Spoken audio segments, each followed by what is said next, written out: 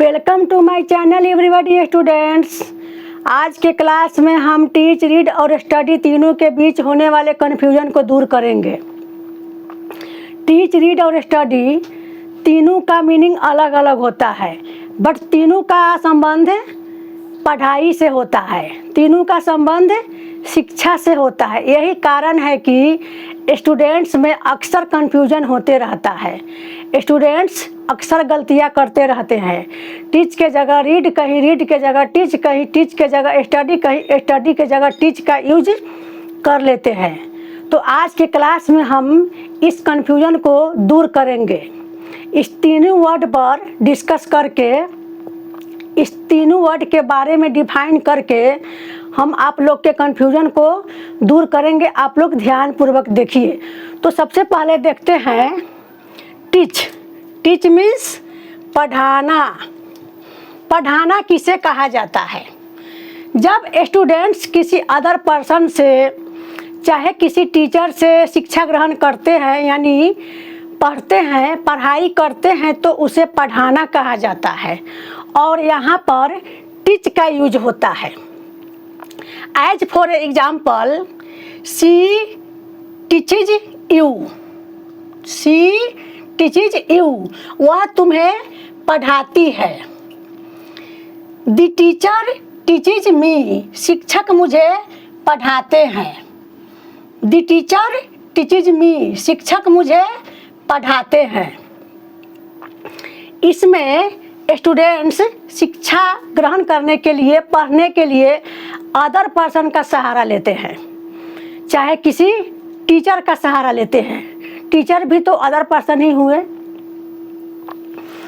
Confirm हो गया आप लोग को टीच के बारे में? अब चलिए देखते हैं। दूसरा है रीड। दूसरा है रीड। रीड मीन्स पढ़ना। तो पढ़ना के बारे में डिफाइन करते हैं, पढ़ना पर डिस्कस करते हैं कि पढ़ना किसे कहा जाता है। जब स्टूडेंट्स खुद से किसी बुक के सहारा लेकर, चाहे नेट के सहारा लेकर पढ़ाई करते हैं, शिक्षा ग्रहण करते हैं, तो उसे पढ़ना कहा जाता है। और यहाँ पर रीड का यूज होता है। यहाँ पर रीड का यूज होता है। इसमें स्टूडेंट्स किसी अदर पर्सन का सहारा नहीं लेते हैं, वे खुद से बुक के सहारा से, नेट के सहारा से शिक्षा ग्रहण करते हैं, नेट के सहारा से या बुक के सहारा से पढ़ाई करते हैं, तो उसे ही पढ़ना कहा जाता है। As for example, Ram reads a book. Ram एक किताब पढ़ता है। यू रीड ए नोवेल, तुम एक उपन्यास पढ़ते हो। यू रीड ए नोवेल, तुम एक उपन्यास पढ़ते हो। और तीसरा है स्टडी। स्टडी मीन्स अध्ययन करना।